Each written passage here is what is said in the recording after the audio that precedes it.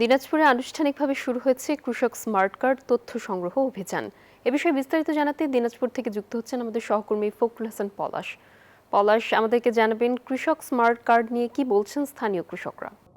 আপনাকে একটু জানিয়ে রাখি যে দিনাজপুরে আজকে কিন্তু সদর উপজেলার একেবারে শেখপুরা ইউনিয়ন থেকে কিন্তু শুরু হলো কৃষক স্মার্ট কার্ডের যে তথ্য সেটি কিন্তু সংগ্রহ করছেন। বিশেষ করে আমরা দেখেছি যে একেবারে যারা স্মার্ট কার্ডের যে তথ্য সেটি কিন্তু সংগ্রহ করছেন এবং তারা কিন্তু আসলে বিশেষ একটি অ্যাপসের মাধ্যমে স্মার্ট কার্ডের যে কৃষকদের যে কাছ থেকে যে তথ্য সেটা কিন্তু হালনাগাদ করছেন এবং তারা কিন্তু বলছেন যে আসলে কৃষকদের যে বিভিন্ন সমস্যা সেটি কিন্তু আসলে বিশেষ করে সার কীটনাশক সহ অন্যান্য সমস্যা সেটি কিন্তু সহজেই এই কার্ডের মাধ্যমে কিন্তু সম্পন্ন হওয়া সম্ভব এবং তারা কিন্তু সহজ শর্তে ঋণ সহ অনেক কিছুই সেবা কিন্তু এই কার্ডের মাধ্যমে থাকবে বলে আমাকে কিন্তু জানিয়েছেন। তো কৃষকদেরও প্রত্যাশা অনেক রয়েছে।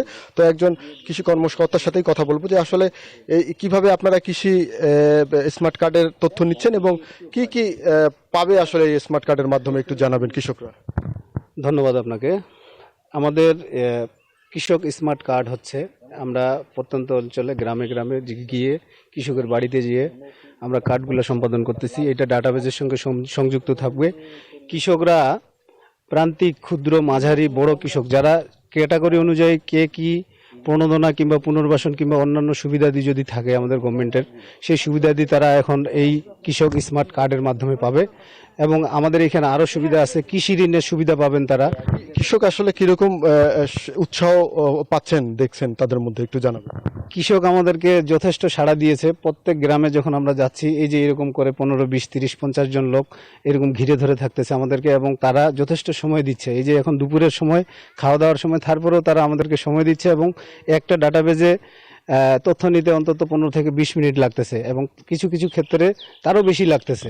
ধন্যবাদ আপনাকে। আসলে আপনি শুনছিলেন যে আসলে কৃষক যারা রয়েছেন তারা কিন্তু সহজেই বিভিন্ন তথ্য কিন্তু দিচ্ছেন এবং এই তথ্যগুলো কিন্তু আসলে অ্যাপসের মাধ্যমে তাদেরকে তারা পূরণ করছেন এবং এই কৃষি কর্মকর্তারা বলছেন যে আসলে এভাবে আসলে তাদের আজকে থেকে শুরু হলো। আস্তে আস্তে কিন্তু তারা দিনাজপুরে, যদি আমি বলি গোটা দিনাজপুরে কিন্তু 41,000 কৃষকের কিন্তু ডাটা নেওয়া হবে, এরকম কিন্তু তথ্য আমাকে কৃষি অফিস থেকে জানিয়েছে। তো দিনাজপুর থেকে এই ছিল আমার কাছে সর্বশেষ।